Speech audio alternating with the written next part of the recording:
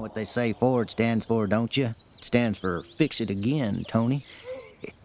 Last session, you all finally cleaned up the Shadow Temple. You met Isabella, you fought yourselves, evil versions of yourselves, and in essence, you learned more about your darkness, hopefully, and to some extent, whatever that may or may not mean. And you all somewhat befriended an evil-ish god named Nuatari. I don't know if befriended is the right term, but you did something. There's a connection there now between at least some of you. And yeah, and you're helping reestablish a long forgotten order, the third order of the moon, of the lunar schools of Nuatari. But yeah, you all came back to Kalaman. I'm guessing you all camped out at the tents again at the port. And yeah, we're just gonna get right to it. And I think we're gonna jump straight to the training session, which will be, so you guys can see the map, correct? On Roll20. Colton, go ahead. I was gonna say if I had a chance to ask my parents about maybe what I saw, but maybe I don't see them, we just go straight to the. Yeah, no, yeah, great point. You can't see your family anywhere. You don't know Okay. where they are. Their hammocks are gone too. So yeah, awesome. Don't get a Yeah, chance. All right. yeah, feel free to jump in still, guys, with any questions and stuff. But yeah, you don't see your family. Darrett is around. Darrett's ready to roll. He's happy to go to port. Maybe the Rootinials kind of came down again with some coffee, with Fizzband kind of bringing in some calf and some small treats again for you all, and maybe some new members who have joined from other cities who are being devastated. So the ports are actually kind of busy again with more tents and still lots of people taking care of the injured and kind of recording. You see a lot of soldiers kind of doing the recording of names, jotting down people, probably going through new protocol now that Elastrius has donated his mansion, and also that the slums, the lower slums south of Kalaman, are hopefully being fixed by Onyx and her laborers to welcome more people to live. But yeah, I mean, so the way I imagine this from the text conversations, it sounds like Sneak and Willow and Darrett certainly want to train. Like they actually want to train with Marshall Nestra. Lyx and Melvin, are you all wanting to train, or do you want to kind of just meet some of the people that are there, kind of learn more about the Knights of Solamnia quarters? That's what this area is down here, by the way, this sword that I'm marking. The KOS stands for Knights of Solamnia. Or is there something else that Lyx and Melvin want to do? And then if so, we might jump around a little bit. Well, friend, do you want to go snoop around? I think that would be delightful. A little bit of wacky tobacco. Cool. So maybe you two message each other or something just to like think about what you're going to do, and then we're going to do our thing on the other side. So think about what you all are doing as your friends go and train with Marshall Nestra, supposedly the strongest warrior of Kalaman, the leader of the military here and the leader of the soon-to-be appointed new Knight of the Rose. So yeah, I mean, Sneak, Willow, and Darrett, you all walk through a bustling morning of Kalaman. You know, classic, just seeing all kinds of races and people. Some people are kind of setting up some booths on the side. You can hear some people tuning their instruments, getting ready to do some side performances on the streets as the streets are buzzing with the morning sounds. Darrett seems pretty out of it still. He seems like he's trying to sort of focus again and kind of get into, okay, I have to impress mode, but you can tell that he's got some pretty heavy bags under his eyes. He is wearing his armor, his Knight of Solamnia armor. He's got the helmet that he's holding to the side with the two horns, all of which were either, you know, ordered by or made by Becklin, her final gift to him. And then of course he does have Ispin's sword still. But yeah, you all are walking through the busy streets heading toward the Knights of Solamnia quarters. And Quite a day. yeah, I'm feeling a little nervous. I have to be honest. I'm not sure what to expect. Me neither. I am usually pretty confident in my fighting abilities, but I want to learn more, I feel like. I don't know what to expect. Yeah, me either. Yeah, the marshal kind of intimidated me, I'm not going to lie. But maybe this will be a different side of her. I guess we'll find out. So yeah, he kind of seems a little nervous and tired. Willow, were you going to say something? Just expect the unexpected. She Agree. seems very assuming until she starts. So yeah. I'm actually going to do something real quick with Darrett. I did an insight check for him on you guys, and he rolled very poorly. Just wanted to see if he picked up on any like physical cues from your guys' crazy last night, you know. But it seems like he's too out of it right now to ask about, because I imagine you two look maybe a little tired, a little ruffled up, maybe mentally still like, what the fuck? I mean, Sneak, obviously you have your, you know, your family on your mind. Actually, yeah, before we get to Marshall Nestra, could you both share if you want to. What's going on in your minds, in your characters' minds? I think that especially after the last interaction, like Willow has never, like, the Raven Queen has this like very imposing, very scary like visage to her, but she was never really scared before until it seemed like she had done something against the Raven Queen's wishes, thinking that it was her wishes. So she is suddenly kind of back to where most people would be, still like looks out for the little ravens and everything as like good signs, but interacting with two different gods is very weird, and I don't think she's really taking time to process much of anything. I feel like that's kind of her MO. She's just like, yeah, that happened, and I don't know what else to do about it. Yeah, and from listening to the session again, I kind of picked up from Willow and from just that situation that Willow was very shocked to find out that Nuitari kind of forced this interaction between you two. So in a way, like, I don't know if Willow feels like she's being played by these gods, or at least by Nuitari, these great beings manipulating mortals, playing with them in a way. But maybe Nuitari had a deeper reason. Willow doesn't really know. But yeah, it definitely seemed like the Raven Queen didn't full on like summon you to chat with you. Very much like she doesn't really care about like Nuitari, but with her past with the Raven Queen, it was mostly that the Raven Queen seemed very displeased with what had happened. That was freaking out. Not that she's like particularly religious or anything, but like she's met the goddess and she doesn't want the goddess to be mad at her, basically, because it's a god. Right. Sneaky is kind of feeling very similar, I guess, in the senses where he's just kind of going with things. I think like since Vogler has burned to the ground, he's truly been like a new person. And, when he went to the Shadow Temple, he went mad a little bit, I think, and now he's just trying to be as stoic as possible and just try to take as much information as he can, because he doesn't really know what's going on and he doesn't know what to do, so he's just doing his best. But he's trying to be, I think, real stoic about it and real not like kiddish and not real jokey anymore. Even though he pulls all those jokes, they're not as hard, like careless. They have intent behind them. Right. And Sneak, you also, if you remember, like you saw your parents, they were hunting some people down, right? And they were much younger, able-bodied, very concerned about their family. So yeah, I'm sure that that's also adding to the a lot of mystery that he wants to just solve. Yeah, exactly. Yeah, I feel like the Sneak that I've known so far is like wants to know the answers as soon as possible.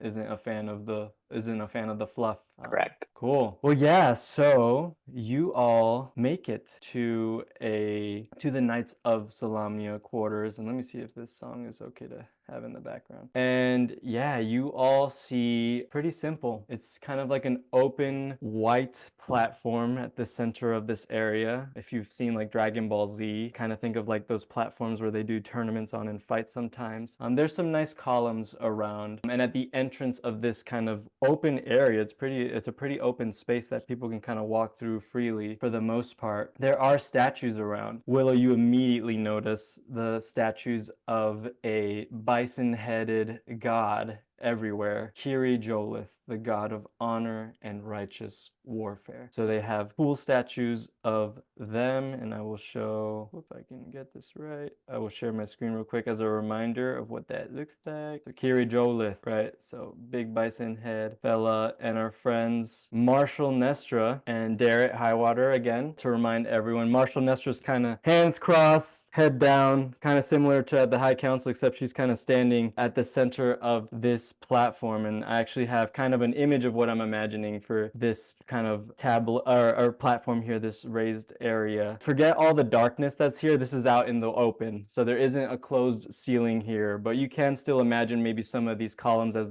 the statues of Kiri Jolith. But noticeably, there are also statues of other individuals. It looks like a woman with longer hair and a sword, and another one of a strong man with a spear. But I'll let you guys explore those if you wish. But yeah, other than that, there are simple buildings, kind of on the perimeter of this area that look like they might be housing for the knights, maybe, simple armories and things like that. There's training dummies around, there's things that you can see. There are a few other individuals in armor standing near Marshall Nestra, actually. One of the individuals is an incredibly tall tiefling. He looks very, very strong, very swole, very muscular. He's got very imposing horns, is noticeably not wearing the classic helmet of the Knights of Solamnia with the 2 horns, because I mean, probably not gonna fit on his head. But yeah, this guy's like 6'7", very tall, in full armor. In many ways, looks like a classic Knight of Solamnia, outside of being a tiefling, right? A tiefling, for those of you who don't know, are kind of like the peoples who derive their bloodline from demons. And then there's another woman here, and she's in very classic Knight of Solamnia armor with the classic horned helmet. She looks pretty serious and imposing, and I actually imagine her with this exact pose as you all are walking up. And yeah, noticeably, the most noticeable feature about her, it's hard to tell if she's an elf or a human,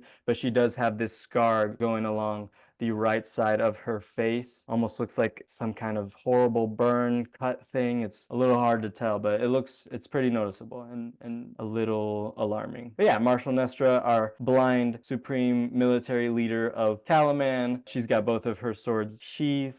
And she's just kind of waiting. What do you all do? Darrett's kind of nearby, like a little shy, seeing these other Knights of Solamnia there as well. So before we get to that, I just wanted to ask a quick question. The statues of the woman with long hair and sword, does that look anything like Lidara that we've learned about? Or are these clearly like God? No, okay. it does indeed look like Lidara. So Okay. since you noticed it, I will share it real quick. Yeah, so I won't make you roll because you are making good connections. So you immediately make the connection, Willow, that this heroine on a statue, or sorry, on a horse is Lidara. Has to be Lidara. Just has the similar likeness from the paintings. Epic sword. The only big difference that you notice, especially from your time just now in the Shadow Temple, in the Temple of Nuatari, is there's no wings, right? The black robes there had a statue of her with wings for some reason. Here they do not. But yeah, the other statues that you see are of the gentleman on the right. Really cool looking lance being held. And yeah, it looks kind of like classic Knights of Solamnia gear outside of the helmet. Yeah, and it seems like a lot of the statues of them, especially at the main entrance, they align the entrance, and they're kind of almost meant to show that they are together in a way. Yeah, I guess maybe you do see these statues before heading to the platform, so you can interact with these if you all want to now. Maybe read if there's something on there. It's your choice. Can I make an investigation check? Are you here, Melvin? So you are joining them? Oh, like I figured they would accompany them to the training ground. Oh, sure. Then... Okay. Yeah. Heck yeah. Yep. Well, Lyx, was that your impression? Yeah, we kind of messaged about snooping at the quarters, even potentially. Okay, yeah, go ahead, do your checks, whatever checks you guys want to do. So I'll accept investigation, religion, history. I would definitely accept history, actually. Sneak wants to talk to the tiefling guy. He just basically wants to say like, well, like, love your horns, dog. Like, okay. You look like, yeah. So you kind of move ahead then of everyone to go say hi, because he's kind of at the center of the platform with Marshal Nestra. Mm-hmm. I just want to be friendly to him right away. The second you step on the platform, Marshal Nestra says, "Good morning, Sneak." Good morning. And immediately knows it's you the second you just step on that platform. She's like, "Surprised that you're joining us, but this is a welcome surprise." Ready to learn. Hello, big giant sir. And then he kind of laughs and he says, "Oh, hello, little non-giant sir. What's your name? Sneak?" Sneak indeed. I love your horns. I'm ready to learn from you. Thank you. I polished them just this morning. I always make a habit of polishing my armor as well and trying to stay nice and clean to really represent the Knights of Solamnia as best as I can. Look fantastic. Yeah, and then he goes, "I am Vitus. Nice to meet you, Sneak." You said Vitus? Vitus, yeah, with a V. Vitus. Okay. Nice to meet you, Vitus. Nice We're to meet about you as to be well. Friends. I believe so. I feel your energy is very positive. So sorry, let me go back to the investigations before we keep up with that. Yeah, Melvin with a 7. You know it's Lidara. Did anyone else want to do any checks or anything with the statues? So your friend Sneak kind of just went forward, and Darrett's kind of hanging around with you all, like, should we do something about Sneak? But kind of can tell that the interaction's going well so far.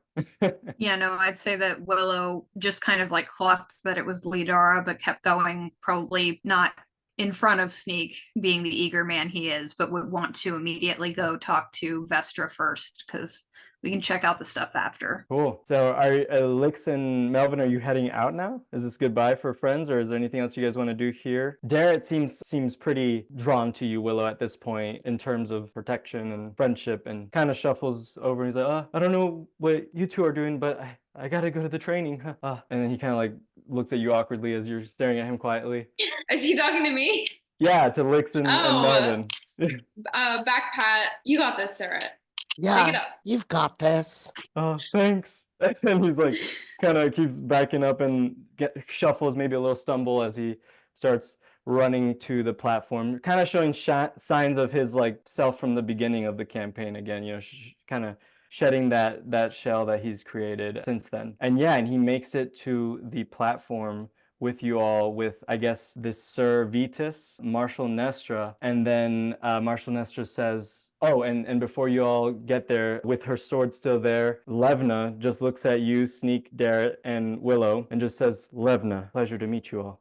Already kind of giving off a very serious tone. And Vitus is like, I'm excited to see all of your potentials. Could you all share with me real quick before we begin? Why do you all fight? Why do you all wish to fight? I am fighting because my home was destroyed and I am going to make them pay. They need to leave so we can rebuild. And you, Willow and Sneak do insight checks as Sneak says this. And Sneak, you would maybe notice this depending on your check. Oh, wow. Great. Great. I'd say both of you definitely notice as Sneak is saying this. Darrett went from like, hello, good morning to serious and like eyes straight forward and kind of sweating already. And his arms start to tremble. And he even kind of like is holding the hilt of his sword. And it's all kind of like trembling. And he seems off again. He seems like a soldier coming back from war, right? It seems like a PTSD mini moment here. With those high insight checks, I'll also give a little bit on the other characters. I mean, you can immediately tell that Levna seems pretty serious and kind of neutral expressioned, but still firm. She seems like someone you probably don't want to mess with. Vitus seems incredibly kind, you know, despite being a very imposing, large tiefling, looks incredibly strong. He seems very kind and genuine already. And yeah, he seems older, but tieflings can, you know, kind of live a little longer. And then Marshal Nestra's kind of, you do both notice kind of like an ear perk at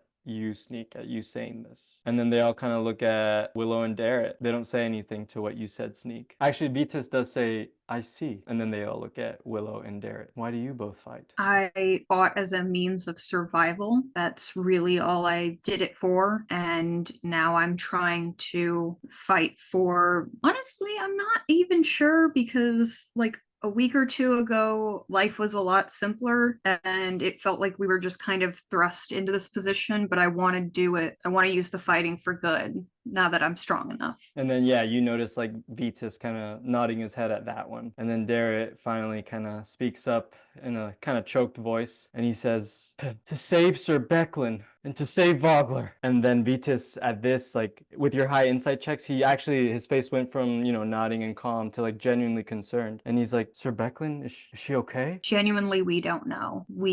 She sent us off before she headed back to give us more time to get everybody out. We haven't heard from her since, and I don't know how we would. I'd like to believe that she's still fine. She's a very good warrior, so there is a chance. And then Darrett's like, she is okay. I know her. She is okay. I just need to find her. And then Vitus looks at you, Willow, and says, she is a great warrior. One I admired greatly. We've gone on many missions together, her and I. And it does fill my heart with fear to hear this news. I will certainly give prayers to Paladine tonight. And then Marshal Nestra kind of like nudges Vitus, and she's smiling actually. And she says, oh, Miss Little Becklin, do ya? And then Vitus is like, he actually starts to turn a little red. He's like, she's just a great warrior, someone I admire greatly. You wouldn't know about that now, would you, Nestra? Marshal Nestra. And then Nestra looks at him and is like, just call me Nestra. And then she says, well, Scrubs, you ready for some training now that we got that all out in the air? Do you mind if I turn the question around on you guys? I'm curious. A fair question. I'll give you my answer after I see what you all got. That's what Marshal Nestra says. Fair enough. Vitus jumps in and says, I fight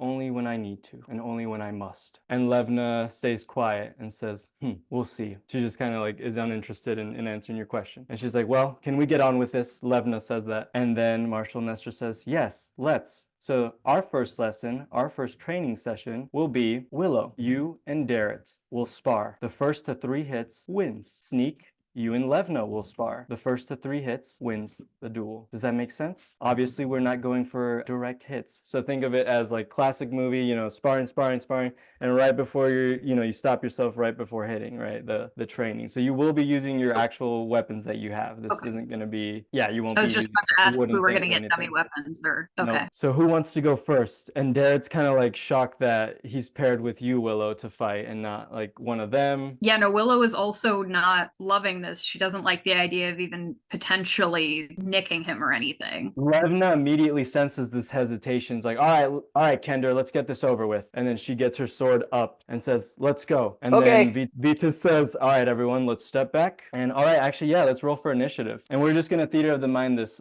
Colton. So we're just going to play off the back of our butts. Oh, nice. You're definitely first. All right. So roll to hit, my friend. So, oh shit, let me change the music actually. Whoops. Let's change the music, put something a little more fun. So here we go. Our friends are going to face off against some Knights of Solamnia. You are technically, Willow, going to face off against a Knight of Solamnia. So here we go. Roll to hit, my friend Sneak. Okay, do I roll just the D8 or do I roll my dexterity stuff?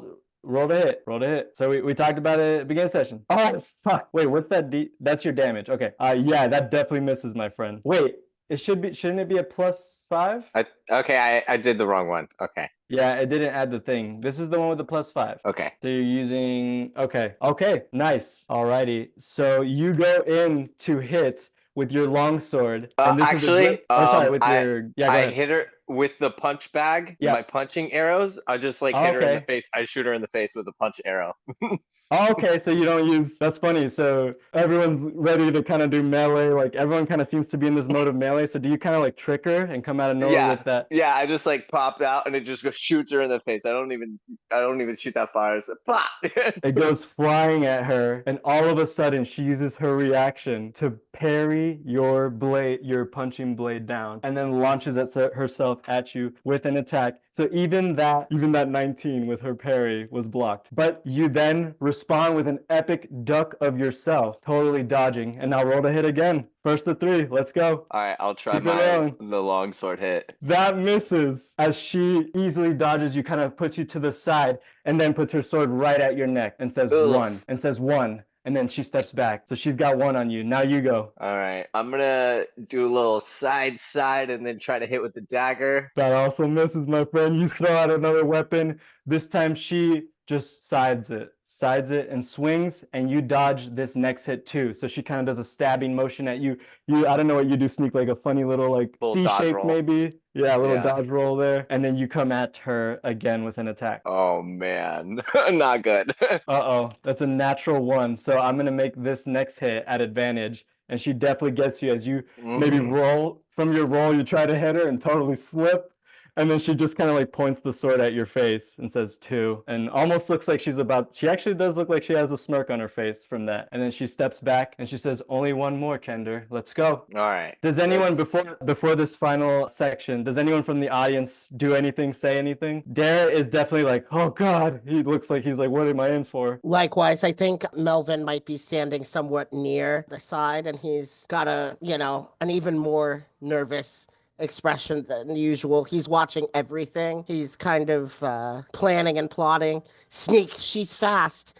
Keep your guard up. Okay, so I'm gonna do. Oh wait, yeah, go. You're next. Okay, so I'm gonna just get a good distance away from her, and then I'm gonna try to hit her again with a punching bag arm. Okay, do it. Yeah, so trying to get into range again. Yeah, so I got. Is it a 14? Mm-hmm. Yeah, so it's a decent shot, but she kind of just takes a few steps back, and the range like misses her, and then she charges at you and uses. You got kind of far enough. I'll let you go ahead and go for 1 more. She uses all her action to dash at you full speed. I'm gonna hit her again with the crossbow. Okay. It launches at her, and again she parries it mid running at you, and it does a natural 1 and misses you somehow. So maybe she got kind of cocky. I'll let you attack at advantage now, Sneak. 1 more. Oh no! 1 more. 1 more. Advantage. That hits! How does this look? This first hit on her. I somehow dodge it, and I just like hit it again, but I kind of like punch extra, and it follows through. It releases it, and then just smacks her in the head. Wait, so do you actually just punch her, or like use the punching bag? I make thing? the punching move, but the crossbow like releases the punching glove at the same time, and just like connects perfectly. Heck yeah, yeah, and you get her kind of like a funny like like side under the chin as she is like, oh, enough of this, and then she kind of rolls and right to your throat. 3.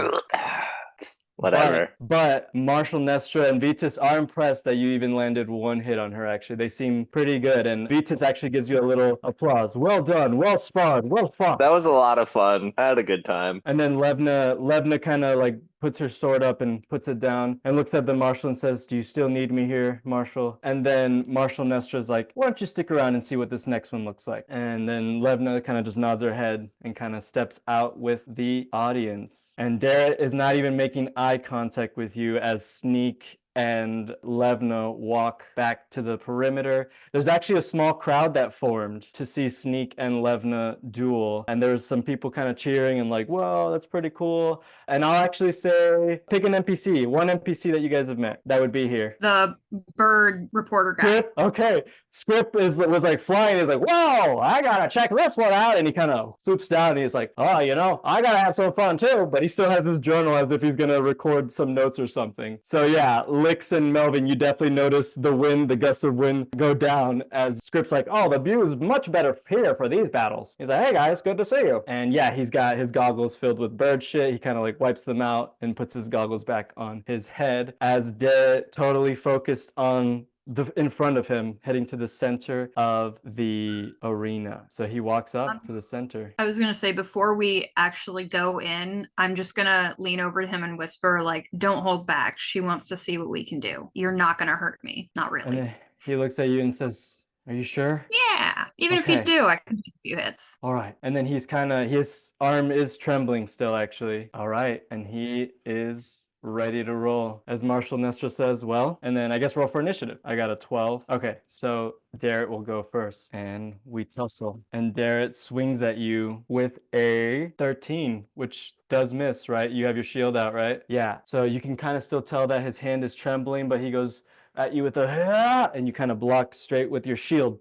And now it's your turn. That hits. How does that look? I think she's trying not to scare him too much, so she'll kind of just like turn around and go for like the arm, and again stopping before she actually would hit and copying the other person go 1. Gotcha. And then he kind of goes out in anger and totally misses his next swipe as he tries to go pretty harshly toward your head, and you dodge pretty well and expertly, but definitely more anger coming out of Darrett there as he misses, and it's your turn again. So that does miss that first hit. And so yeah, so kind of he comes out in anger, and maybe you're kind of shocked at that. You're shocked that he lunged out with such fury at you, especially after what you all just said. And yeah, and you kind of go back, kind of like maybe a weaker hit at him, and he just like moves to the side, kind of steps back, but then strikes at you with a lunge. And again, a pretty easy, sorry, I accidentally paused the music. I'll keep it going. Sorry, he lunges out at you and misses again, a pretty easy dodge. So you can go in again for another action. That hits. So how does that one look? Second hit. So I think she's going to try to take a little advantage of the rage that he's feeling, not actual rage, but like the fact that he's getting himself off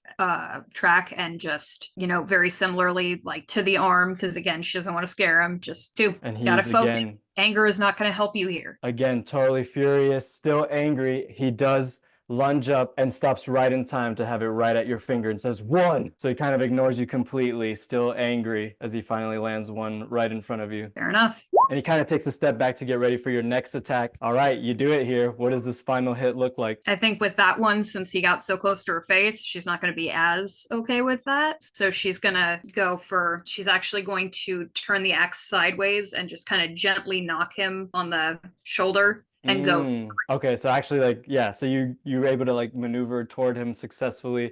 You turn the axe and you actually give him a tap with the dull side of, so like the handle, or like you're talking about whatever the dull side is. Double-sided battle axe, so just turns so it's the flat side. Gotcha. Just kind of a little tap. So a very definite hit. Yeah, and he kind of goes, ah! And then he like throws his sword on the ground in pure anger. And then, you know, the people that clap, Vitus claps, Marshall Nestor also claps for you. I don't know what everyone else does at seeing Willow. Definitely kick a very angered Darrett's ass. But yeah, Darrett looking super razzled and upset, throws his, you know, sword on the ground. He head down, just pure anger, and just can't believe at how poorly he fought, it seems. Yeah, and with the high insight check, actually, I think Willow, you particularly rolled well. You definitely feel like he just can't stop thinking about Vogler and Becklin, and it's the only thing that seems to keep him going, this revenge. I don't know if you react immediately. I was gonna say, I don't know if you are okay with me rolling over. I don't mind rolling an insight again, but just seeing if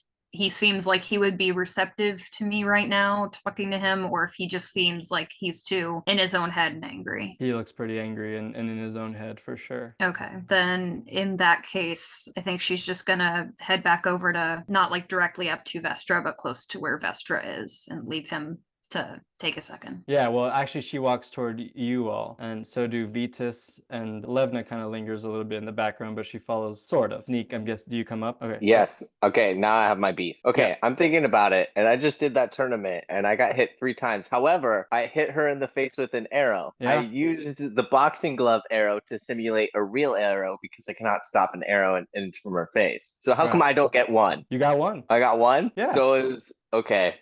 Yeah, All right. everyone applauded you because you got 1. I got 1. So I did get 1. Yeah. Okay. Yeah. Everyone was impressed. Everyone was impressed with you that you actually hit her once. Oh, And you got her good. You got her good too. No, you're good. All right then. Never mind. No, yeah. I'd imagine that Vitus kind of gave you like a pat on the back. He's like, nice job. I'm surprised you actually landed a hit. That was good. You used your wits, not just your strength. That makes for a strong warrior. I got it confused. Sorry. No, you're good. Yeah, maybe it cut out or I didn't say it clearly. But yeah, no, you got a hit. So yeah, you and Darrett did the same basically. 1 hit against your opponent. Wait, yeah. So do Willow and Lavina have to fight now? So this is what happens. Nestra looks at you and says, that was pretty good. I'm impressed. Except with you, Darrett. What's going on? And Darrett's like, what do you mean? I tried my best. Willow's just a better warrior. And then Nestra's like, I feel the turmoil within you. And I also feel it within Sneak and Willow, but it's strongest in you. And then Sneak, and then Willow. And then Darrett's just like, I don't know what you're trying to get at. And then Nestra's like, it seems like you can't be present, Darrett. On the battlefield, you have to face what's in front of you, not what's behind you, not what you want to be, but the enemy right in front of you. Right in that moment. And then she looks at him and says, it seems you have a war still going on in your mind. And Darrett's kind of like, you know, starting to lose composure a little bit. He's kind of looking at you, Willow, actually. He's looking at Willow and Sneak, like shocked that Nestra's like outing him a little bit. And he's like, Sneak also said he wants revenge. I mean, they destroyed our home. Of course I want revenge. I hate them. I want to kill Consalvi. She's a monster. And they're all kind of quiet. You've got to use it. You can't let it take over you. You have to control it and use it. It's a hard thing to learn, but when you do, it becomes your friend and not your enemy. And I only want revenge if it results in peace. You feel it too, Sneak. You saw what Consalvi did. How she burned down our homes. She has to die. Yeah, I wasn't a fan of that for sure, but we just I don't know. I don't know, dude. See? And then he looks at Nestra. I'm not the only one. And then Nestra's like, of course, you all have a lot to learn. But if you can't stay present with your opponent, whether it's Consalvi, whether it's in random nights, whether it's Willow, then you will fail. A warrior adapts to what's in front of them. You must let that go on the battlefield. That's why we asked you why you fight. And now I know your real answer. And I know everyone's answers now, what you truly feel. And then she looks at him and says, Darrett, and maybe you too, Sneak and Willow, if you keep defining yourselves by the power to take life, the desire to dominate, to possess, to control, then you have nothing. And Master Vitus is kind of like pats Nestra's shoulder and says, you've truly surpassed me, my student. And then he's like, I'm so proud of you. And then she kind of actually holds his hand and says, I couldn't have done it without you. But anyways, presence. And she kind of like does a little smile as she says that. She says, Darrett. And Darrett actually, as you all like look back at him, is just on the all fours, just bawling. He's just crying nonstop and just pounding the ground and just totally furious at himself and maybe embarrassed. Nestor looks at you, Sneak, and Willow and says, I think we're gonna do some meditation here, Darrett. You two can stay if you wish, but this part of the training session is over. Darrett, I need to talk to them for a moment, but I'll be back. And she kind of like does a gentle pat on his shoulder as he's crying, and Master Vitus kind of sits down with him and is just kind of embraces him, gives him a really strong hug actually. Darrett's crying in his arms, and Vitus is actually kind of tearing up a little too, and Vitus says to Darrett, Becklin was an incredible woman, and I think it's good to hold on to hope for her. I know we're taught not to as Knights of Solamnia to let go of these attachments, but I won't let her go either. And then he's hugging Darrett pretty strongly. And I think we'll actually take a break. But yeah, unless you guys want to do something with the Vitus Darrett scene right now, but Marshal Nestor kind of walks away. Levna kind of like puts her head down and kind of walks toward one of the statues and is just kind of looking at the statues. Seemingly, it's not that she's disinterested, but she feels maybe awkward. She's not good with these kind of situations. So Sneak and Willow, do you do anything before we go to break? Anything with the Darrett, Vitus, them hugging, Darrett crying situation? I think that I'll just kind of give them space because she feels guilty that she kind of triggered this, even though she wasn't trying to, and she was trying to talk him through it as it was happening, and being very aware that she's not the one that can help him come down from this at this point. Yeah, and as you think that, Nestor says, you're not the one that can help him come down from this. And she kind of like pats you on the shoulder. You did well out there. She's like, in fact, I have a surprise for you two. Your first official mission. And we'll reveal that after break. Darrett and Sneak landing one good hit on their opponents, but ultimately getting defeated. Darrett very visibly kind of out of it, just not able to fully focus on the battle, especially against you, Willow. Yeah, and actually before we jump back to all of that, I want to know, like, Lyx and Melvin, what did I miss? What's going on? Are you guys watching the training session? Did you guys walk away? I'm a little confused as to what's going on with you two. So from my understanding, and just hop in to clarify if I miss it, but when Scrip arrived, Melvin and I walked over to him and Melvin said a little something. Yeah, at that point, he sort of is like, hey, Scrip, I got a scoop if you're interested. And you mean you got poop and I got the scoop, and you better lay that poop down on me quick. And it looks like this duel's about to start. It seems like there's some real fresh poop over at Crescent Lake. Let's just say it looks different. You might want to send out some of your eyes. Little birdie told us. Okay. It's a pretty uneventful lake. Dargard Mountains looming out ominously in the background. Something's different there. Well, shoot. Sounds about right. Well, what am I doing here? Well, you'll have to fill me in how Darrett and Willow do. I gotta see this now. And he kind of goes, for the people, for the scoop. I forget his whole thing. And he kind of goes up into the air and immediately starts heading to the direction of the Crescent Moon Lake. And I should make note of that. Okay, that's pretty big scoop because this is early. You're giving him an early lead here. Oh God, now I have to imagine how Isabella's gonna react to this crazy bird guy. That's fun.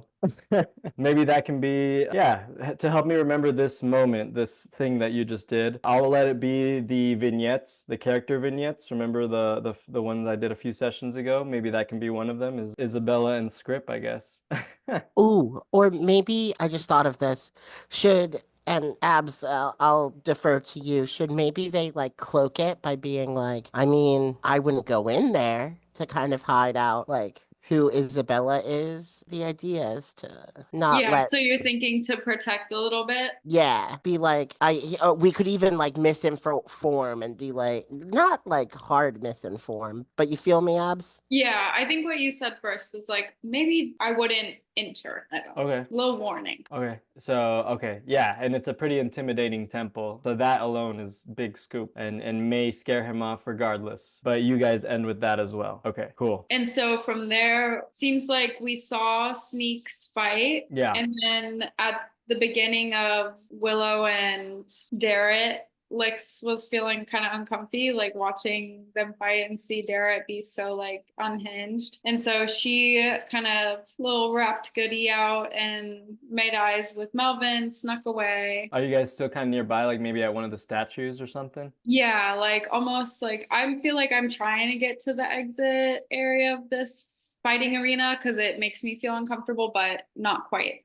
out of it yet. Yeah, it would probably be around where the statues of Lidara and the other gentlemen are. And then Errol, I was thinking this was when we could do like a little conversation. Yeah. So last night was so insane. Like I don't even know if I remember everything, but there are a couple things I wanted to talk to you about. I like asked Craig like if I was from him, like a part of him, if he made me. And he said that he didn't. But it just has me wondering, like, I'm still so confused why I have these powers if Craig didn't give them to me. I can certainly understand what it feels like to have voices going on in your head. I mean, Melodia's certainly not Craig, that's for sure. She's much nicer, but there's still something so weird about the tide. I can't quite seem to figure it out. I mean, gods are interrupting. They're back almost, and our powers just seem to get stronger and stronger, and every time I use, well, magic, it feels so good. It feels like I have these powers, but there's always something more. I feel myself getting stronger with them. I can do all sorts of things. I even went through the temple, the amulet. It didn't let me transform. Yeah, that was so cool. I don't know, like I expected being in that kind of dark space for you would be a little tough, but you really were amazing. Well, I was shitting my pants, to be perfectly honest, but I'm glad I made it look natural. A performance, if you will. Yeah, you're getting really good. You are too, and the more we find out about Craig, Melodia, these three orders, we met New Atari. I know. And I don't know what the other orders of sorcery would do. Honestly, Can you both do a perception check as you say that? ooh, 6. Okay, nothing. You're with Melvin. Nothing. You're with Melvin. Or you're with Lyx. You're also with Melvin. Okay. So, I don't trust the other rogues. They're freaking power hungry murderers. yeah, I mean, it seems like for one to function, they seem to think that it can't exist in any sort of balance. They're always trying to almost eat each other. It feels like their hunger, it just doesn't stop. It's And Melvin, as you say that, you hear a scream go, ah, ah, and then you hear, she has to die, right? And he's slamming the ground as Darrett's battle with Willow ended, and you both kind of jolt over to see him now on the ground, slamming the ground, crying. Back to that scene that we just ended on. Willow seemingly victorious as you're talking about the hunger for power of these other orders. So yeah, how do you guys react to that? Lyx and Melvin. I think just like a knowing glance, and I would walk toward, because if Darrett's on the ground, like throttling the floor, I don't know. I would feel like maybe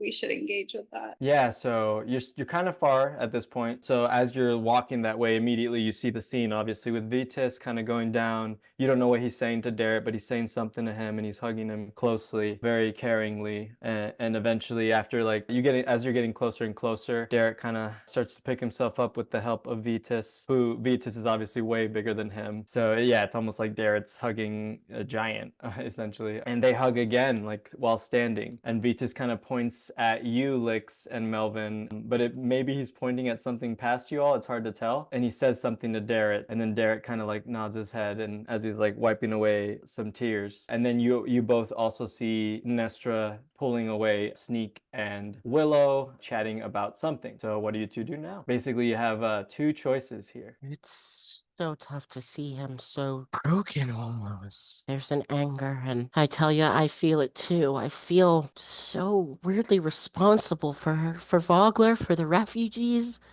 I can't even imagine how you feel, Lex. Yeah, honestly, I think I've compartmentalized it, but I still have my dad's, and Darrett has lost 4 parents at this point. I think it's a Terrible. lot for him to handle. To be in the flowers of your youth and already suffer so much, it's gut-wrenching. We have to figure out what's going on, not just for ourselves, not just for Darrett, but for all of us. Yeah, seems like it's gonna just keep getting a lot worse though before it gets any better. And as you say that, Vitis has made it to you both with Darrett. He's like, hello, new friends. I was just going to give Darrett a little spiel about some history, finding out that he's also a history nerd, just like his good tutor Becklin. She often loved to hear the stories of Sir Zanis Sarlamir and Sir Lidara Caladan. If you care to join us, you're more than welcome to. And Darrett's kind of like has a small like smile on his head or on his face, trying to maybe get his mind. You can clearly tell. Actually, don't do insight checks. You can tell that Vitus is trying to get his mind off of this and talk to him about something else for now. Feeling like Darrett might need space from people that remind him of home. Think that Lyx is not going to follow along. Cool. All right. So do you two head to your friends, or are you guys kind of lingering now? Abs, are we sneaky squirreling? I thought that maybe we just spent too much time. I'm down to go be sneaky, but I just was like, oh, well, maybe for the pacing of this, we should just kind of rejoin as a group. Yeah, let's do that. Okay, so you guys will We'll keep join it in the group? mind. Yeah. Okay, so kind of nod toward your friend's Vitus, or your new friend Vitus, and Darrett as he kind of like walks Darrett over. He's leaning down pretty heavily to kind of have his shoulder or his hand on his shoulder, taking him to the statues, blabbering on about some history for these statues and these legendary heroic figures of the Knights of Solamnia. So you two make it to your friends, and Marshal Nestra is like, just in time, perfect. Bronze Bombers, are you ready for your first mission? And she's acting as if not much has happened. I guess. I have to say, I'm intrigued. Excellent. I think you'll find it most intriguing. So, I'll keep it brief. We intercepted a messenger hawk bearing a red sigil. The sigil had a dragon on it. It seemed to demand a specific device from a Tatina Rukeldust. She may be working for the Red Dragon Army, and you all will be in charge of finding out what is going on with Tatina Rukeldust. She's 12 miles south of Calaman, just beyond the Esterbrook, west of it. And yeah, this sounds like a perfect mission for you all. You say that you are experts of espionage, but also adept fighters. Well, there may be battles here, but I would prefer that you bring her in alive and we have the full extent of her abilities if she is this amazing inventor for the Red Dragon Army, or prevent her from helping them further. Tatina Rukeldust. She's a gnome, a tinkerer from Mount Nevermind. And then she gives you all a little letter. And it is this. Let me see if I could share it with you all. Can you guys see it? I shared it with you all, I think. This should be first mission for BB's Marshal Nestra. Where did you share it? It should be on Roll20. Roll20, it's a handout somewhere. It popped out in your journal. If you click on the journal tab, it should be hopefully somewhere there. First mission for BB's Marshal Nestra. Here, it should definitely show up now in your journals. Got it. Perfect. And then she says, yeah, so basically I need you to find out, is she an agent for the Red Dragon Army? Is she simply a pay for hire? Something else going on? It's your responsibility to find out the truth. Regardless, I want her back to me and to the High Council as soon as possible. I imagine we have some time, since we were able to intercept this messenger hawk and she doesn't know what's going on with the Red Dragon Army at the moment. So you all may leave at some of your own pace, but I would probably not take longer than a day. Or questions about the mission? Actually, she says that. Any questions? So basically, grab a person, bring them back. Well, if she's compliant, I wouldn't grab her by force. Ideally, you would bring her over to our side, correct? As we do not want to present ourselves like these monsters in this Red Dragon Army. Heard. So ideally, you bring her out of her own free will. My hope is that she doesn't know what she's doing, but we do not know. I would be shocked. My intuition tells me that it would be surprising for a Red Dragon Army agent to be right below us like this, but perhaps something like that is possible for me to oversee something like that. I do not know the full extent of their power yet. Any other questions? And if you all accomplish this mission, of course you will be rewarded handsomely and you will officially be brought into our military, and we can discuss what that would look like further. And she kind of looks at you, Melvin, and says, we'll have all the paperwork that you've been demanding, Melvin. Bob's told me everything. Less of a demand and more of a careful request. And then she kind of like smacks your shoulder. She's like, it's okay to demand, scrub. You can demand. And then she kind of like laughs. She kind of like laughs. Like pretty much coughs. Hard.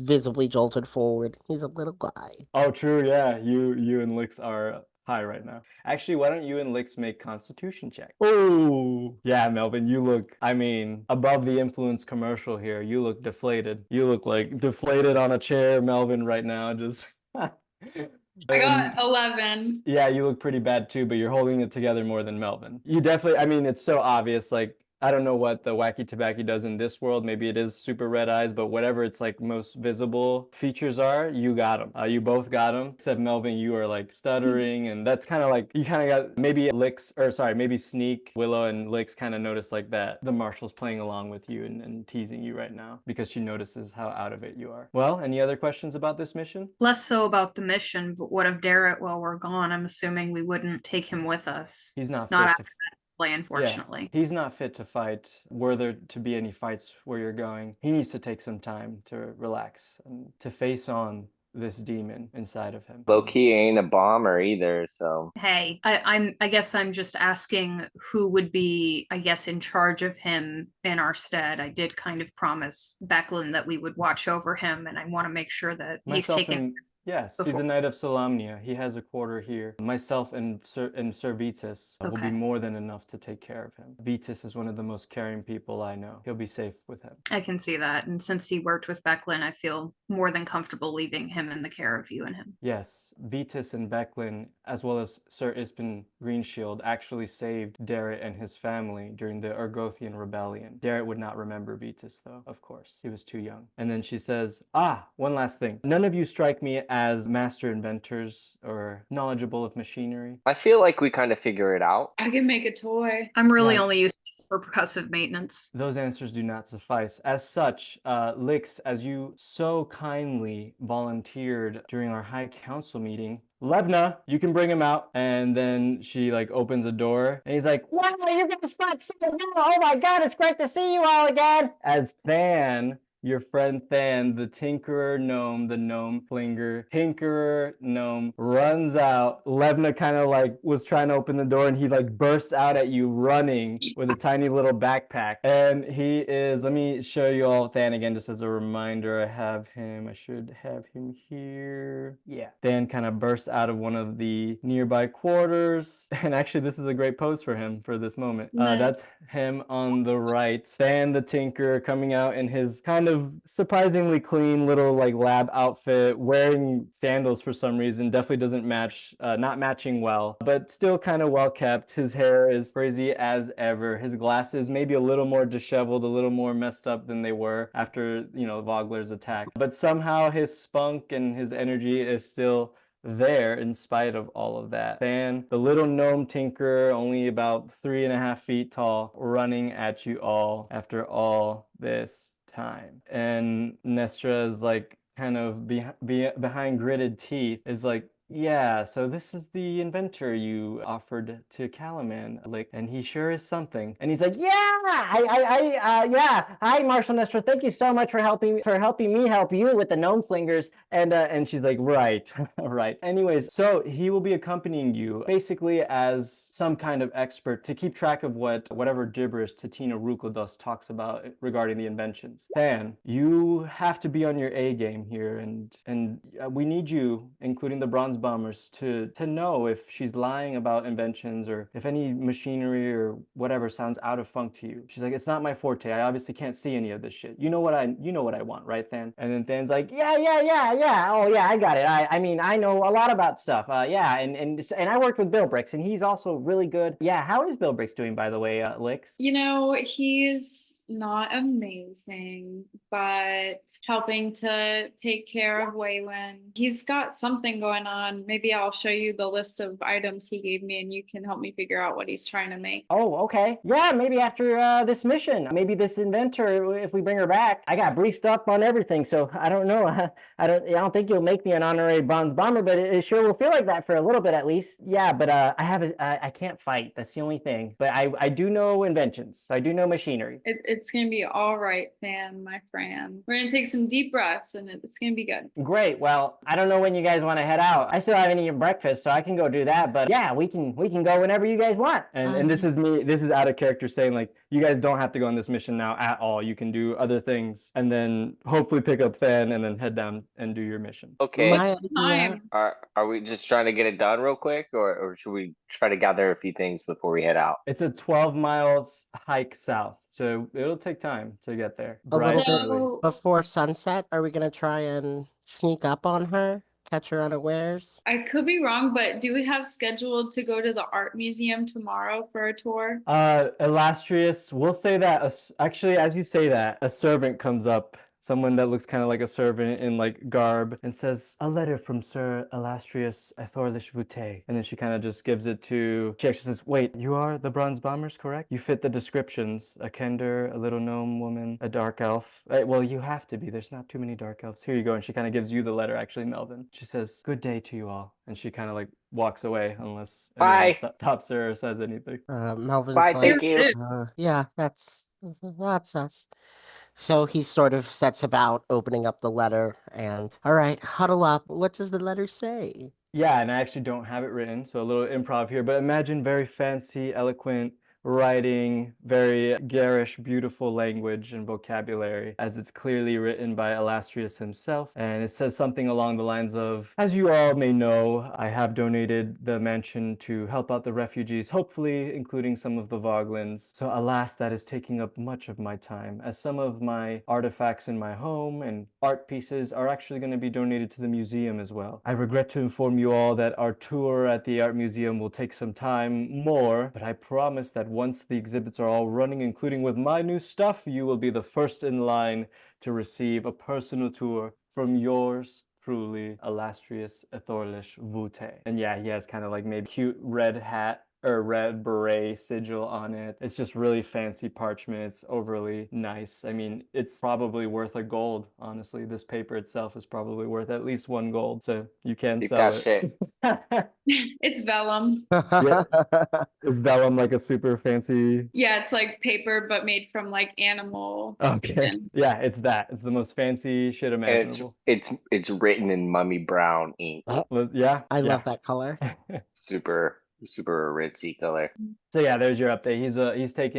He's a bit busy now with everything that's going on, but he will inform you as soon as possible. My deepest condolences. Yeah. Think of like professional email bullshit. Just like, "I regret to inform you that yada yada. I cannot attend the lecture because my time has been taken up by such and such." So kind of that vibe. Philanthropist through and through, Melvin says as he hands it to Sneak to put into the bag of holding. It was the letter, right? Yeah. Fancy. You can just say fancy letter worth 1 gold. The contents probably don't really matter. Even if someone were to steal this letter, it's not crazy, insane information. Okay. Marshal Nestor says, "Well, if that's all, I have a war to manage and have to head to the gnome school. Actually, I need them to create as many scorpions as possible, and I need to start getting people trained on those devices as soon as humanly possible, if we are facing hundreds of dragons, as you all have told us." Okay, well, if that's all you have to say then. And she kind of like walks away and says farewell. Fan is kind of looking at you all and says, "You guys gonna do some other stuff first?" Well, I heard about like a cool potion store that I wanted to check out, but if y'all want to hit the road, that's fine too. I say we stock up while we're here. Could always come in handy, and then we can replace it after. Cool. Awesome. So, And it's like- right next to the where we're at. So Yeah, you can see smoke billowing out, black smoke billowing out of this area. And this is actually good. Okay, so we're heading to Yhan's Apothecary. All right, yeah, so Than actually says he's gonna go to like a nearby restaurant called the Brass Dragon Bean. It's like a cafe. So he'll be chilling there whenever you guys want to pick him up. So he won't be with you for this. So you all see black smoke billowing out of a roof that looks completely blown off. A scrappy metallic hut with iron bar windows and a door with many locks has a crappy wooden sign above the door. The sign says Yhan's Apothecary painted on it. But yeah, there's a ton of locks on this door. It doesn't look like an open establishment, really. You knock. So Lyx, you knock. And from behind the door, you hear, What? I told you red robes. I updated my certification. Leave me be, tyrants. Leave me be. oh, I'm a customer. I don't enforce anything. and then a little like eyeball thing, like the little like wooden slits comes up, and you see like these crazy glasses, these giant eyeballs like appear. All of a sudden, it's like, this kind of muttering to himself, oh, customer. Okay, yeah. And then he is obviously fiddling with a bunch of locks. Wait. And then he's like, you're not red robes, right? You said you're not? Okay, good. Then we're in good service here. True. You don't have red robes. Makes sense. He kind of like saw you Sneak do that. And then a bunch of locks. and the door slides open as this strange little old man with giant frizzly white hair and a very interesting garbs, which I'll show you right now, kind of scuffles as you meet Yhan. He's kind of shuffles behind a counter. Yhan's the one on the left. Looks like some kind of small gnome-ish old man. Crazy white hair everywhere, obviously. Kind of a steampunk, messy outfit. All kinds of shit. Just weird baubles and tools all over him, soot and shit all over him. Looks insane. And there is actually someone in white robes, looks like a woman or a younger woman, kind of behind in the background, like moving around boxes and maybe mixing some potions every now and then, not really paying you all attention. Looks like maybe a worker here, but she's shuffling about with her short brown hair and glasses. Yeah, so Yhan's like, yes, all right, this is the shop too. Yeah, you have coin? Yes. And he's kind of behind this counter as you guys enter and see a gray space with walls, various paneling everywhere. Many panels look singed and like burned. There's bolts coming loose from the roof. Speaking of the roof, you can see that the roof is totally blown off and there's smoke coming out of this giant black cauldron in the back, billowing out into this open roof, totally open. And yeah, there's a counter that arches from one side of the hut all the way to the other. And yeah, you guys can actually see behind the smoke every now and then the tower of Castle Calaman kind of looming still, even within this shop. So it's an oddly beautiful view of that image. Birds have snuck in from this open roof, taking residence on some of the conveniently bent panels. They have some nests set up.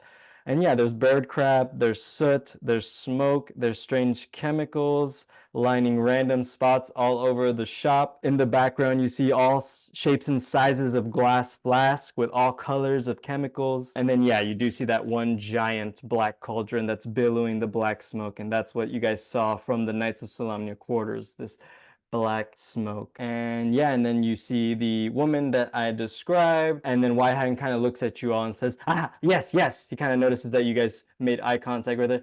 Don't mind Alice, she's just working on something.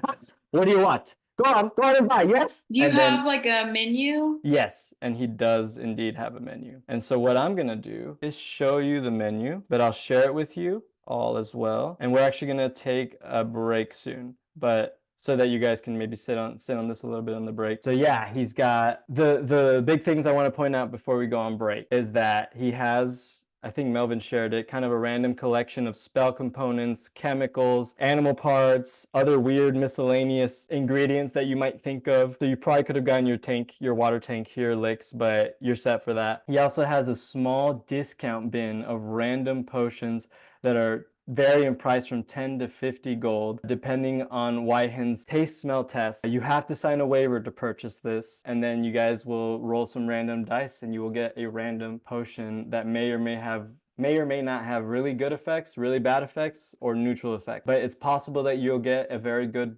potion, like weaker version of it. So does that make sense? He has discount potions basically. So potions up to chance. Fun. The most he'll do is, and if you guys do it, the most he'll do is he'll do kind of a little test on it and then be like, oh, it's safe to drink, or no, you should throw this at something probably. So that's what that is. He has 5 common healing potions in stock. He has this alchemist fire flask, which I can send to you all to show you what that is. And then he has quite a few very specific ability potions with clear pricing. So he's got potion of climbing, potion of stone giant strength, potion of resistance, potion of animal friendship, an oil of slipperiness, which is what Kujal used and that you gave to Kujal. 5 potions of water breathing, which you guys already have a few of those. Yeah, 2 of them. Yep, so I'll send this all to you all. Let me do that now, actually. Yeah, but do you guys have any questions to Yhan at the moment? Do you have any exhaust pipes? Exhaust pipes. Alice, can you check for exhaust pipes? And then you kind of hear Alice go, and she's got like a really high pitched, kind of very sweet high pitched voice that I can't really do, but imagine that voice. She's like, yeah.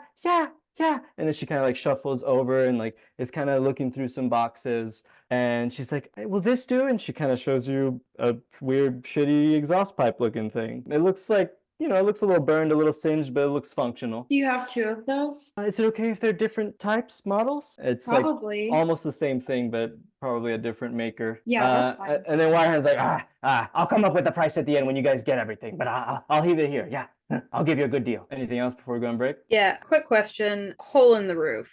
Intentional and how long ago? Well, there was a few of them, and he's kind of starts counting. He's like, well, there was that one time with the cool monster, and then there's another one, and actually his second finger is missing, but he lifts up a little stub there, and it's just kind of moving. He's like, oh, that was this one. That was that one. And then there was the third one that made it even bigger. And then there's that goddamn red robe that keeps following me, and I'm sure he did something to make it worse, to make me look crazy. Those tyrants. Understood. Willow is also going to take several steps back to the door because she is not buying anything and she is not sure if this is a safe place. Okay, you kind of cut off, but it sounds like you're just like, oh, fair enough, and you kind of step back, unsure if you're going to purchase from this gentleman. Cool. Any other questions before break? And shit, I didn't share this, did I? Okay, I'll probably share it on my phone because I'm dumb right now. But yeah, I'll send you guys this link. You guys can peruse it. Maybe we'll take a 15-minute break. Is that okay? To give a little time to just breathe, but also kind of check it out a little bit. Most of the potions are, hopefully by the title, kind of self-explanatory, but I'm happy to, in character, describe more what they do. Well, actually, before we get going, and it's okay if this is recorded, I just wanted to say, like, if you guys have any questions, like, out of character, just understanding any of these potions, any of the supplies here, maybe the usability of some of these things. I guess the things that stand out to me are obviously the random potions, right? The discount bin, some cheaper potions that may or may not be amazing. Kind of luck of the draw there. There are healing potions here, right? Those are always good if you want them. And then I want to point out that potion of resistance. Resistance means that you take half damage from something. So they have 3 potions of fire resistance ready to go, but they can also make different types of potion resistances depending on ingredients that you guys have to offer or that you bring in the future. So just a strategic thing to think of in the future. If you don't, I'm not saying get this now, if you know you're going to face off against something that spits fire or lightning, maybe you'll get creative and say, you guys want to hunt something that has a lightning attribute, I don't know, a lightning deer, I'm making something up. Maybe you bring some pieces back of that creature, or maybe a metallic monster with electricity or something, and they can cook. So you guys can get pretty creative with some of the aspects of this potion shop. It's not just what he presents here. Does that make sense? And yeah, definitely ask questions. Okay, I know I did want to pick up a few things from the store. Okay. I saw that there was a potion of healing for 50 gold. Yeah. Yes. Alice makes them. She's really good. She's a white robe. Yes, she's good. Is that the solid price, 50 gold? If you guys buy a lot, maybe I'll give you a deal. Okay, well, I also saw your poisoner's kit for 50 gold. Is that the price that it was? I saw something poisoner's kit 50 gold. Let me double check that. That's on that link. It was also on the link Errol sent. Yeah. Okay, we can play with that. Yes. Okay, I don't see it on my link, but I would imagine he has something like this. Okay, and then I also saw briefly in that link that you shared with us, there was something about slippery oil. It was like 100 gold. The potion of oil of slipperiness. Yeah. Okay, so what would you do for the potion of healing, the poisoner's kit, and the slippery oil? So potion of healing, poison kit. Mm-hmm. Well, do you need to be proficient in that? In like poisoning? I don't know for sure. LOL, it's just a novel, like someone amateurly like trying to make poison with a bunch of toxic shit. Yeah. I'm super down. I'm super down, and maybe you could learn, and that's okay. I was gonna pick it up just like a chemistry set that I pick up and probably never use, but there's a potion of healing, poison kit, oil of slipperiness. Yeah. And 2 fire flasks. Oh, just the classic, was it 10 gold each? What are you? The alchemist fire? Oh no, 50 gold, right? Yeah. Yeah. I probably should have been 10 gold. Yeah. So kind of like mini bombs in a way. Okay, yeah, that's pretty powerful. So you want 2 of those. Okay, so you guys want to do a group thing? Yeah. Did you guys need anything else too, Lyx or Willow? Abby wants the exhaust pipes. And I asked, do you also have a steam engine? What? Steam engine? A small steam engine? No, I don't think so. No, I'd have to take apart something. Where could I go for that? What? Do I look like a directory for steam engines? I mean, kind of. I guess so. And he kind of like looks at his billowing smoke. He's like, I don't know the gnome school. They tinker with all kinds of crap. Duh. You should know this. You're a gnome. Could I like the fun one? What do I do? Spin a wheel and get a surprise potion? Just grab one. But you actually roll a D4 and a D100. So remember with the D100, you also have to roll a D10 since you're using physical dice. So first roll the D4. Roll the D4. Okay. Okay. What'd you get? 1. Perfect. Now roll the D100. These are hilarious. 36. Okay. You know, it's some fucking crazy table behind the DM screen. It's like, man. Wow. How much is it? So then he's like, wait, you have to sign this first. And he like brings out like he's like shuffling through like this cabinet. He's like, and just throwing like a bunch of shit. Like, and you just see like glass breaks and just throwing all kinds of crap. He's like, okay, there it is. And he gives you a paper. And it looks like, it looks like a waiver of a liability waiver, essentially. And it's pretty ugly, but yeah, just sign that. And you can get this. It shouldn't hurt you, and I'll do a little test to make sure. You want that potion, the one you grabbed? Are you sure? Yeah. Okay. And then he kind of like grabs it from you. He does a little sniff. He opens the like top of it and kind of like sniffs. Ooh, haha. Oh, ooh. Yeah. Oh, that's a good one. Yeah. Oh, that's tasty. 5 gold. Okay. Totally safe to consume. Totally safe to consume. I'm 99% sure. Yeah. Okay. And it does. And you signed the waiver, so. And he takes the waiver from you. Can I grab? I'm gonna grab another one, and Alright. this time I kind of dive my hand in and just kind of pull something from the box. Cool. Do D4, D100. Since we're now buying questionable potions, we might want to invest in all the health potions he's got. Just So I have 1 health potion so far. We're We have doing a group buy to three. try to combine. Remember that, y'all. Yeah. 62. 62. What was your D? Your D4? Oh, 3. 3. 62 with a 3. As you dive real down. Yeah. So, oh shit. Sorry. Let me jot this down real quick. The first one was 36 and the second one was 63. Mm-hmm. Okay. So you need to write these down as number 36, number 63. So they're reversed, which is kind of funny. Oh yeah. Or sorry, you Okay. said 62. You said 62. Yeah, 62. 62. Okay, never mind. 62. Okay. Yeah, he tests this one out too. He sniffs it. He's like, oh, that's safe. Oh, yeah, basically baby powder. Here you go. 5 gold. He actually he does do a little drop on his tongue and like there's like a little yeah. And he spits out into like a little like tin cup. He's like, yeah, that's safe. Basically baby powder. Can I do a check to see if I can tell that he's been affected in any way by it? Sure, do an arcane check. Love to hear it. 21. Wow. The first potion, you saw his eyes kind of jolt and get even more excited than he was, and he looks really energetic after that first taste test from number 36. 62, he's just kind of like chill. He seems chill again and is like, it's all good. You feel like, Can y'all hear me? yeah. I can't hear you. I don't know what happened. You can't hear me? I think you guys can hear me, right? I can hear both y'all. Okay, sorry. I think my headphones died. Oh, dang. Sorry, what did you say about the potion number 62? He was just very chill about it. It said it's like basically a baby powder. It's totally safe. And then you could drink it. You could drink both of these potions, is what he said. Okay. But he's like, I have no idea what they do, but have fun. I like your spirit. Oh wait, whoops. And let me get my fun music on again. And as you guys asked for the potions of healing, I only have 1 so far. Do you guys want more than 1? Should we get 2? I think it Okay. can't hurt, especially with the whole war going on. They might be hard to get from here on out, at least for a bit. Well, let me subtract that then. So now there's only 3 in stock. Okay, so we got another potion of healing. Yeah, there's 2. And then Melvin, you said the Alchemist Fire, right? Alchemist Fire potions, the ones that do continuous fire damage each turn or whatever. Okay, cool. And then did you want the Oil of Slipperiness sneak? Yeah, how much were the flasks of fire? 50 each? Yeah. All right, how much are we looking at? This is what I have so far. Am I missing anything? 2 potions? Oh yeah, 2 randos. These will be 10 gold. Is that everything? Anyone else want to stick So their I- hand in the bargain bin? Oh, you guys also do have treasures that you haven't sold. A reminder That's there. true. That is true. What are we looking at though now altogether, the total? So is that everything then? I think so.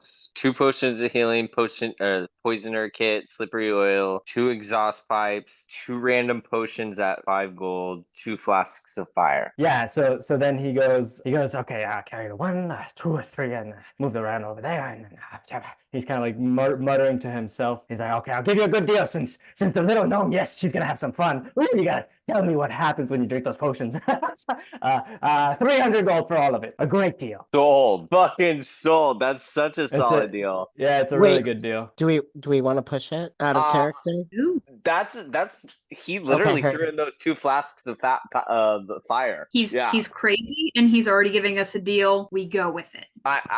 As Sneak, I am genuinely happy with this deal. I would normally try to bargain, but I was already doing the math in my head, and he's given me a good deal. I'm happy. I have 270. I'll throw 200 down right now.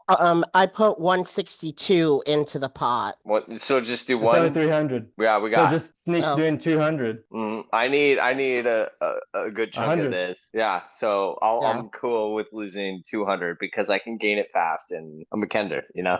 Yeah, and, So, and it sounds like the poison kit will be Sneak's. No, it's everyone's for sure. Okay. It goes in the bag of holding. Cool. Definitely send me a link of that because I actually don't know what that is, but I'm down. I'm down to play with it. I usually update it when I edit this, so. Okay. Okay. Word. I mean, Yeah. I'm cool with that as everybody else is. And then Alice kind of comes over. She doesn't really make eye contact with you all. She looks pretty shy as she brings over the healing potion. She's like, I made these myself. Here you go. I hope they help you all. And she doesn't One like potion really is for me. So Sneak grabs one of the potions from Alice's hand and where's the other one going? Lyx? Sorry, what? Did you want the other healing potion, or should we put it in the bag of? Bag of holding. Bag of holding. Okay. Melvin has 3 on his person. I just Cool. got 1. So who paid 100 gold? So Sneak paid 200. Did you guys? You paid 100? Okay, cool. Just make sure you guys take that down. Yhen is like, yes, new customers. I forgot how good customers were. We haven't had them much. Yes, with the war and with the tyrants trying to take my stuff all the time. And actually, can you guys all do a perception check? Oh, I'm not there. Oh, Natural 20, baby. shit. With the natural 20, Sneak, you notice like in a weird back corner of the shop, behind the counter, behind the cauldron, you see what looks like red robes on a wall and like this weird, like kind of certificate looking thing behind it. Kind of, you put the dots together that probably Yhen is technically a red robe wizard. Lyx, you as well noticed that. One thing that I'll add on for you, Sneak, with that natural 20 is you notice a pool, like an actual pool in the back of the shop, kind of near where that giant black cauldron is. It's like an actual pool in the ground, like a swimming pool, not floating up, but like a square. And you can tell that it goes kind of deep, just even from this angle. But yeah, that's it. That catches your attention. I'll say that Sneak sees that. And you do see like bubbles kind of rise, Sneak, on that pool as if maybe something is living there. Yeah, your knowledge of like nature and living beings and such kind of gives you that implication. With a 19, Lyx, you notice the pool, but you don't notice the bubble. So you also notice a deep pool in the back of the shop. Yeah, I mean, Willow and Melvin, you just kind of notice everything you've seen before. Melvin, you maybe realize like Alice seems pretty shy and maybe you're a little like, wonder why she's working for this weirdo. And you're certain that she's a white robe, Melvin. And Lyx, you are certain that Yhen is maybe a red robe because you noticed the red robe in the background. Wasn't he talking shit? He was, but there's a red robe with a certificate that kind of has his name way in the background. Interesting. He's like, well, So Yhen, sorry. Yeah, go. Where do you source the mystery potions? Is that things you find or experiments? Honestly, it's just potions I make and then I forget to label them and then I add other stuff to them and I still forget to label them and then they end up Cool. But they're I like safe. it's not wasteful. Oh no, we don't waste here. No. No. And then he's like, well, you guys want to buy anything more? Alice here is really good at healing potions. Oh yeah, you bought some already. And then Good. Alice is kind of like, oh yeah, I'm still learning, but I hope to see you all again. Maybe I'll make better healing potions in the future. Yhen kind of speaks up. He's like, oh yeah, yes. If you guys ever find any good essence of stuff or I don't know, any good magical parts of creatures and such, bring them here. Maybe we can make something with them. And his like tone is totally changing now that you guys have given him a bunch of money from the kind of grumpy weird guy to he's a little more eccentric weird guy, a little more happy, more pep in his step. Well, I think we're done shopping for today, but I think we will definitely be back. And just so you know, we go by the Bronze Bombers. So okay, Bronze Bombers. And he actually writes this down. He grabs like a random shitty scrap of paper somewhere, writes it down, and gives it to Alice. Not even really looking at her. He's like, oh yeah, we'll put you on customers of the week. Yes. That's a Yeah, thing now, Alice. because- That's a thing now. Do we get tax write-off since we work for the government now, or what? And then he's like, I don't care about that. Yeah. Wait, you guys aren't red robes, right? You No. Is this an illusion? And then he No, actually casts. I'm gonna mow you out. All of a sudden, he casts dispel magic on all of you, and nothing happens. And he's like, "Oh, Okay, never mind. Sorry about that. I'm gonna pretend like it works. I'm like, oh, dude, I forgot. do a deception check, Okay, hold and do it at advantage because he thinks that you might be something." Don't Okay, worry. yeah. So what are you doing? He falls for whatever you do, whatever it is. Yeah, I'm like, oh Are you like leaving the shop? no. Yeah, while leaving the shop. Yeah. You're like doing this. So yeah, maybe you're looking like you're floating or something, like somehow like with your cape or something hiding your foot. And Whitehead's like, "What?" And he looks at the rest of the bronze blob and he's like, huh? He flies? Oh. And then he kind of like puts his like dust off. He's like, I still got it.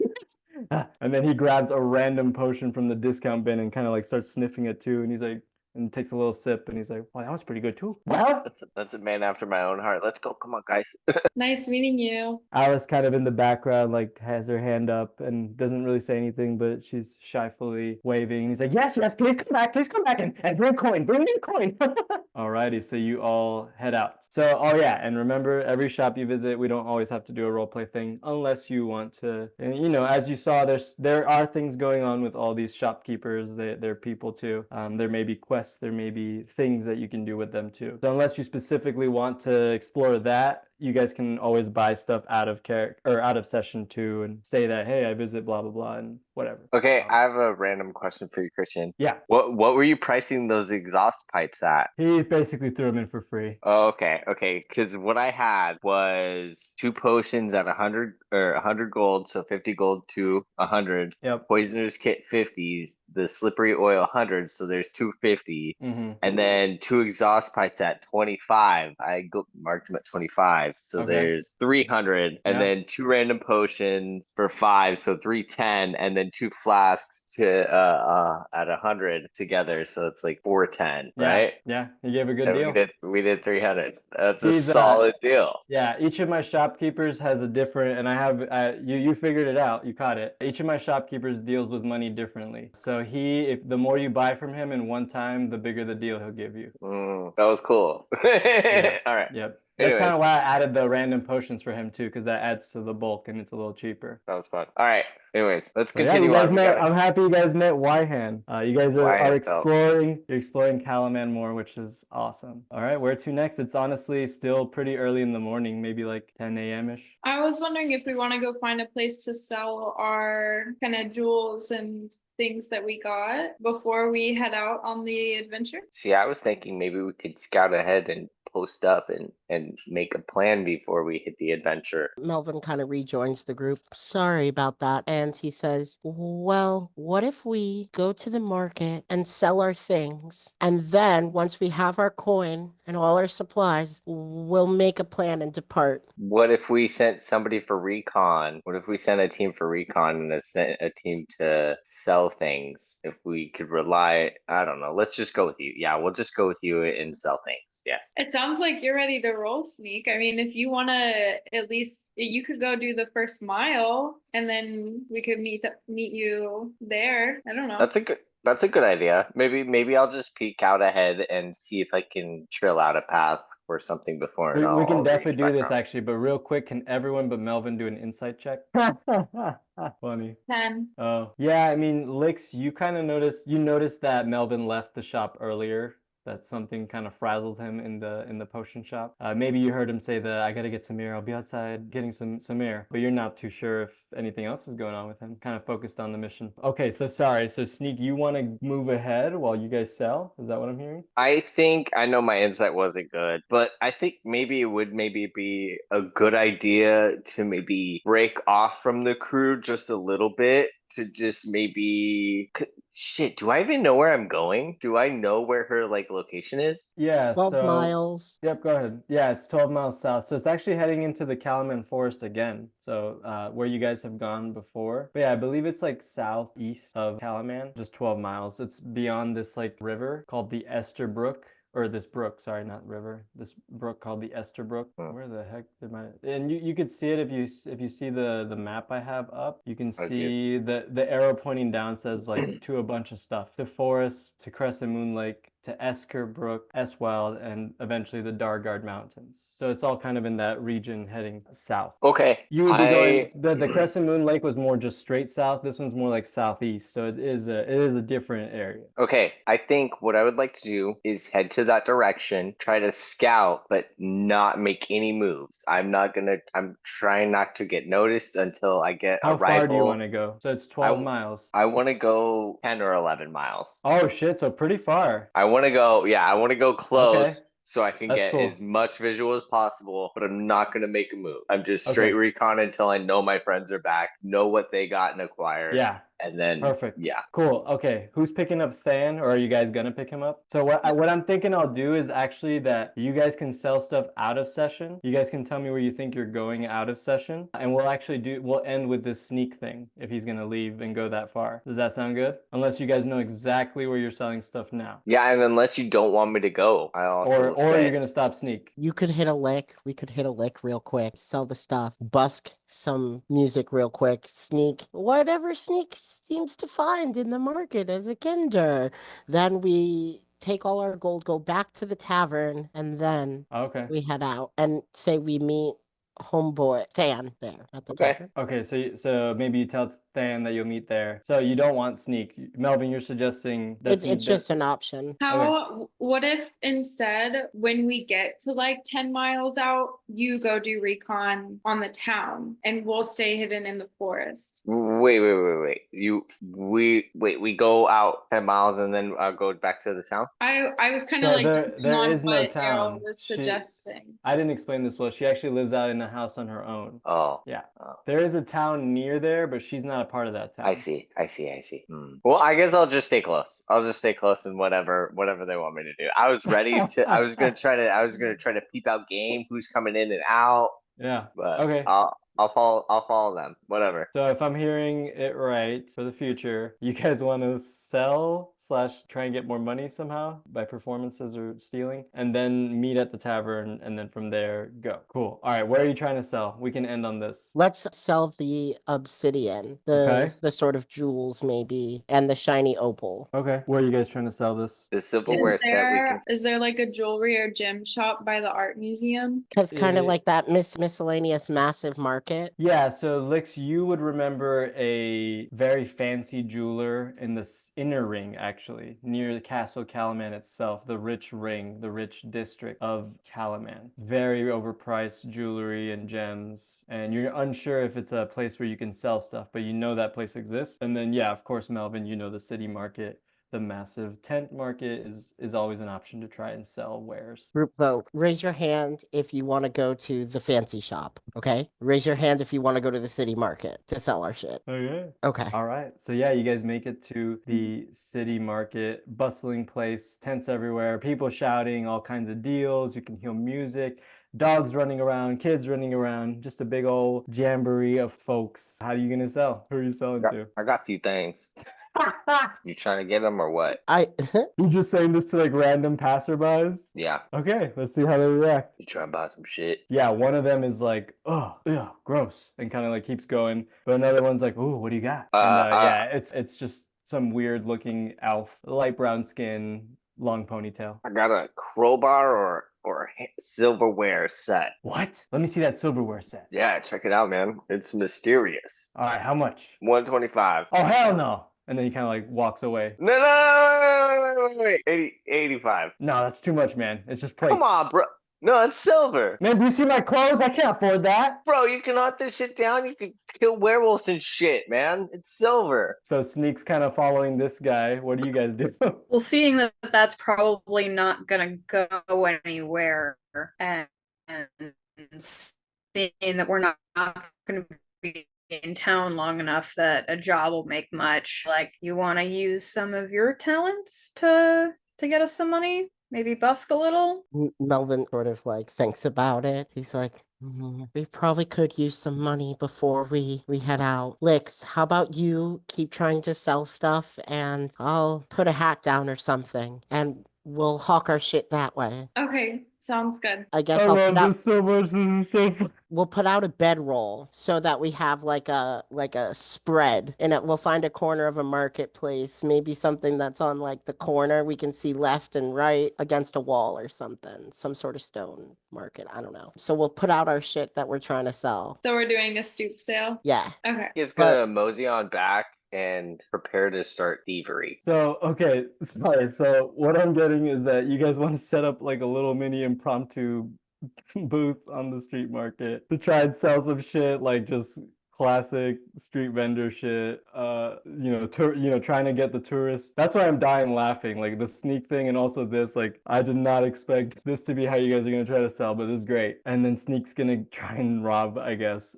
So I think we'll end there. And I got the homework for you guys is I want you guys to have this booth or whatever really set up for next session. And that's what we're going to start with. And that might determine how good this goes for you all. Instead of This is thievery, hilarious. maybe in my I'll head, try to in my do head, I'm like like, you're just going to sell it to one of my shopkeepers. But you guys are like, no, let's do it. Let's do this. This is great. you know those little games where you have like a 3 cups and a ball, and you're like, hey, which one is which? Peru. Yeah, Perudo. Yeah. I want to do like Sneak's gonna try to do a bunch of stuff like that. Okay, so you're not just gonna pickpockets. You're gonna. Yeah, I don't think I want to gonna do trick people. thievery.